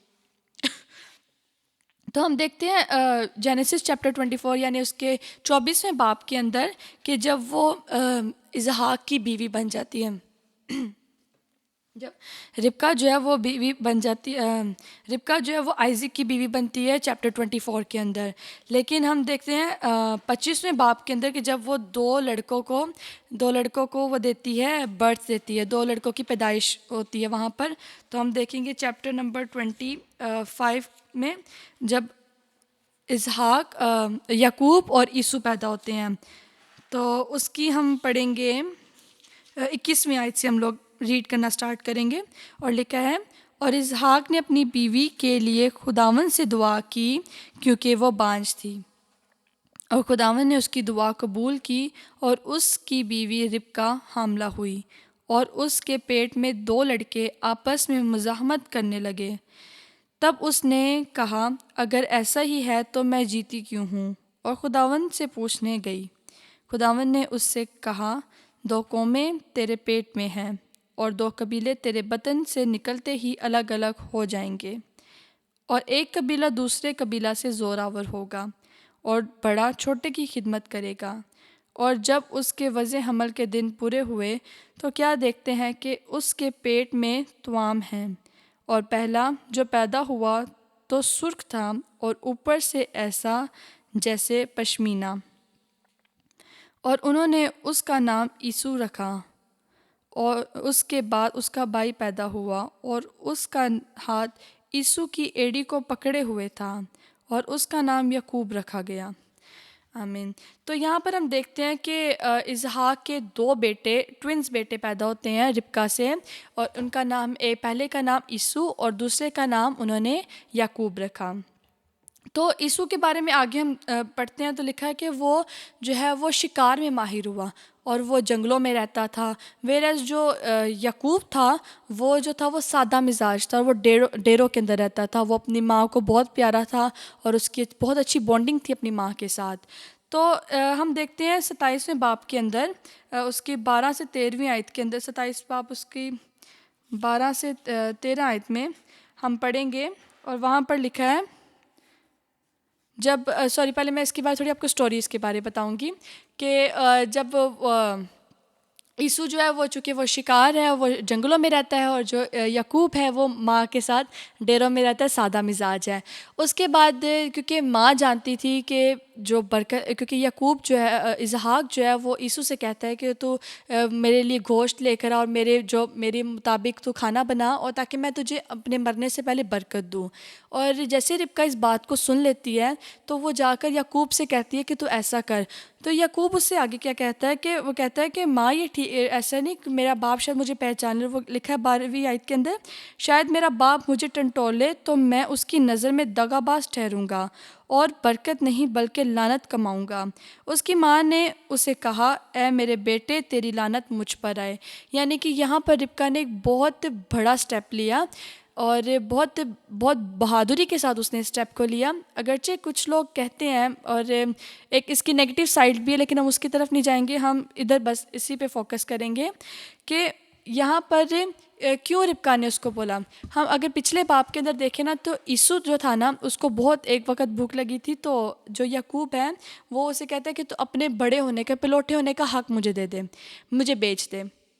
अब वो यीशु कहता है कि मैं तो भूख से मरा हुआ जा रहा हूँ, तो मेरे लिए बड़े होने का हक क्या रहेगा, पिलोठे होने का हक क्या है। तो वो उसे अपने पिलोठे होने के हक को नाचीज़ जानता है। रिबका इस बात से वाकिफ़ होती है कि वो कितना इर्रिस्पॉन्सिबल है। ना उसे घर की टेंशन है क्योंकि वो जंगलों में रहता है, वो शिकार पकड़ता है। और यीशु की जो यहाँ पर एक पर्सनैलिटी दिखाई गई है, वो एक इर्रिस्पॉन्सिबल सी पर्सनैलिटी, यानी कि वो गैर जिम्मेदार पर्सनैलिटी है। और जब उसने इस चीज़ को हकीर जाना, इस चीज़ को उसने एक पलौठे होने के हक को नाचीज़ जाना, तो जो अगर उसको वो बरकत मिल जाती, तो वो किसी और चीज़ के पीछे कल को उस बरकत को भी नाचीज़ समझ सकता था। अगर उसने एक दिन एक भूख के लिए, एक वक़्त की भूख के लिए उसने अपने पलौठे इतने बड़े उसने पलौठे होने के जो हक मिलता है उसको उसने नाचीज़ सा समझा सिर्फ अपनी भूख की खातिर, तो आगे जब उसको ये बरकत मिल जाती तो वो न जाने किस किस चीज़ की खातिर अपने उस बरकत को भी नाचीज़ समझता। शायद वो अपनी बरकत को भी कहता कि ये कौन सी बरकत मुझे मिल गई है, कुछ भी वो कह सकता था। लेकिन जो याकूब था वो इस वक्त डिज़र्व करता था कि उसको ये बरकत मिले, क्योंकि खुदा ने पहले ही रिबका से ये बात कर दी थी और उसने इस वक्त वो जो खुदा ने उससे बात कही थी उसने उसको पूरा किया है। और उसने बहुत ही हिम्मत से, बड़ी बहुत हिम्मत से और बहुत बहादुरी से उसने इस काम को किया है। क्योंकि जो यीशु है उसकी नेचर में ये चीज़ है कि वो चीज़ों का वैल्यू नहीं देता, किसी भी चीज़ की कदर कीमत नहीं समझता। इसी तरह जो याकूब है उसको वो चाहता था कि उसको ये हक मिले और उसने अपने पलौठे होने का हक उसको बेच दिया। और फिर जब हम देखते हैं याकूब के बारे में, तो वो एक रिस्पॉन्सिबल सा बंदा लगता है और वो अपनी माँ के साथ रहते ही, अपनी माँ अगर उसे दाल पकाई हो तो दैट मीन्स कि वो घरेलू कामकाज में भी माँ की हेल्प करता था। अपनी माँ के साथ उसकी अच्छी बॉन्डिंग थी और वो डेरों में रहने वाला सादा मिजाज, उसका कोई मिजाज शेखी वाला नहीं और कुछ ऐसा वैसा मिजाज नहीं, बल्कि वो सादा मिजाज का उसको यहाँ पर कहा गया है। तो इस लिहाज से जो याकूब है वो डिज़र्व करता था ये बरकत, और खुदा का वादा भी याकूब के साथ ही था इस बरकत को देने का।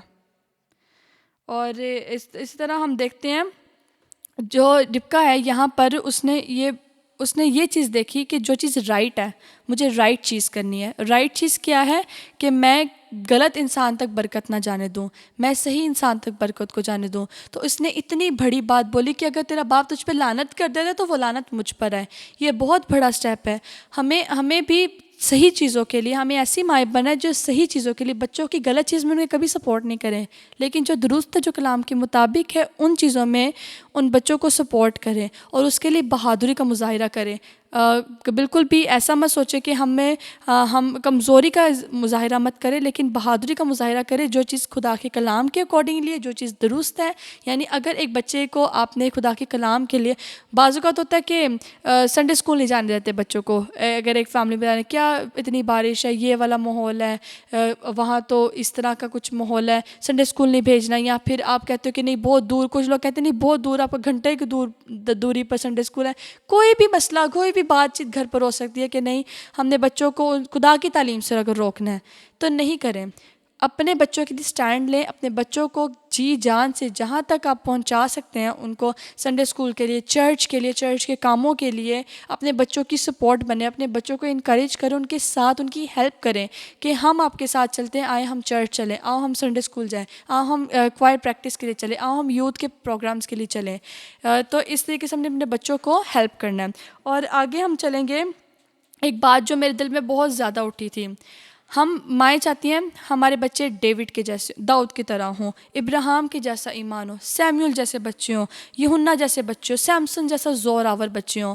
लेकिन मैं आपसे एक बात कहना चाहती हूँ कि अगर हम चाहते हैं कि बहादुर हमारे बच्चे हों, दाऊद की तरह, इब्राहिम की तरह उनका ईमान हो, और वो इसकी तरह यूहन्ना की तरह राइचियस हों, सैमुअल की तरह ऑनेस्ट हो, रास्तबाज हों, ज़ोरावर हों, इस तरह के अगर हम अपने बच्चों को चाहते हैं ना, तो पहले हमें वो माएँ को ऐसा बनना पड़ेगा, हमें ब्रेव बनना पड़ेगा, हमें बहादुरी का मुजाहिरा करना पड़ेगा, हमें रास्तबाज बनना पड़ेगा, हमें खुदा के कलाम के मुताबिक चलना पड़ेगा, हमें ज़ोरावर बनना पड़ेगा, तब ही हम अपने बच्चों को इस तरीके में उनकी हेल्प कर सकते हैं।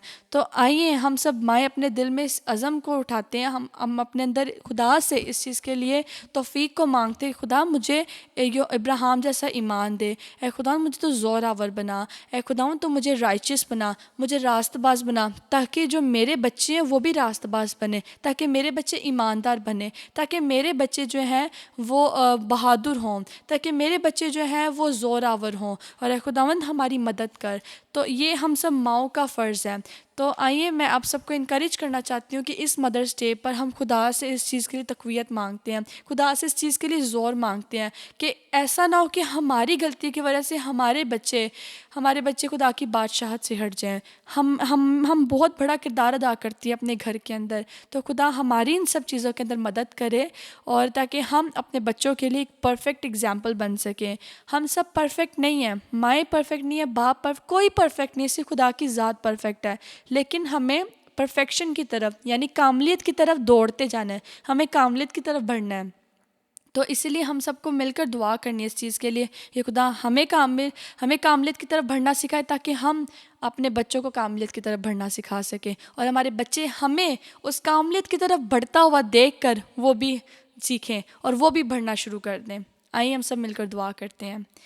कुदूस कुदूस मेहरबान आसमानी खुदावन, तेरा शुक्र, तेरे नाम की तारीफ़ करते हैं इस प्यारे वक्त के लिए खुदावन, कि जो हमने तेरे कलाम में सीखा, और खुदावन तूने मुझे सिखाया खुदावन दे कि खुदावन दे हमें किस तरीके से अपने बच्चों की तरबियत करनी है, किस तरीके से उनके लिए एक अच्छी सपोर्टर बनना है, किस तरीके से अपने बच्चों के लिए अच्छी टीचर बनना है, अच्छे इन्फ्लुएंसर बनना है खुदावन, ताकि हमारे बच्चे हमसे सीखें है खुदावन दे, और खुदावन हम अपने बच्चों के लिए खुदावन एक अच्छी एग्जाम्पल बन सकें खुदावन दे, ताकि हम ब्रेव बन सकें खुदावन दे। हमारी मदद कर खुदावन, हमें ईमान बढ़ाना सिखा खुदावन, हमारे ईमान को बढ़ा, हमें ईमान रखना सिखा, हमें खुदावन हिकमत सिखाए खुदावन, हमें खुदावन रास्ते में चलना सिखाए खुदावन दे।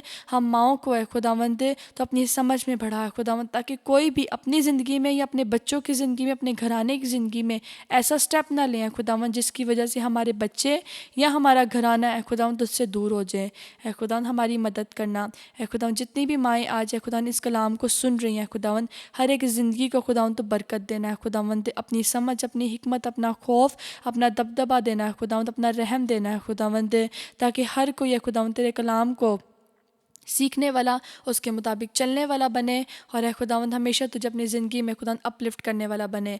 तेरा शुक्र, तेरे नाम की तारीफ़ करते हैं खुदावंद, जैसे तूने खुदावंद गुज़रे हुए अयाम में हमारी हिफाजत की खुदावंद, दिन के हर वक्त में, हर अयाम में खुदावंद तो हमारी हिफाजत करना खुदावंद, और आने वाले हफ्ता को खुदावंद तेरे हाथों में देते हैं, सारे वक्त में तो हम सब की हिफाजत करना, हम सब का हादी रहबर रहनुमा होना, और खुदावंद जब अगले हफ्ते खुदावंद हम तेरे कलाम को फिर से सीखें, तो खुदावंद अपनी समझ, अपनी हिकमत हमारे अंदर डालना, ताकि तेरे कलाम में बढ़ते चले जाएं, सीखते जाएं और समझते जाएं, और उससे बहुत कुछ तालीम पाएं। और खुदावंद अपनी समझ, अपनी हिकमत हर एक घराने के ऊपर देना। तेरा शुक्र, तेरे नाम की तारीफ़ हो। यीशु मसीह के प्यारे नाम में मांगा है, आमीन। ऐ हमारे बाप, तू जो आसमान पर है, तेरा नाम पाक माना जाए, तेरी बादशाहत आए, तेरी मर्ज़ी जैसे आसमान पर पूरी होती है ज़मीन पर भी हो। हमारे रोज़ की रोटी आज हमें दे, और जिस तरह हम अपने कसूरवारों को माफ़ करते हैं, तो भी हमारे कसूर हमें माफ़ कर, और हमें आजमाइश में ना पड़ने दे, बल्कि बुराई से बचा, क्योंकि बादशाहत, कुदरत और जलाल हमेशा तक तेरे हैं, आमीन। खुदावंद तुझे बरकत दे और तुझे महफूज रखे। खुदावंद अपना चेहरा तुझ पर जलवागर फरमाए, तुझ पर मेहरबान रहे। खुदावंद अपना चेहरा तेरी तरफ मुतवज्जो करे और तुझे सलामती बख्शे, आमीन।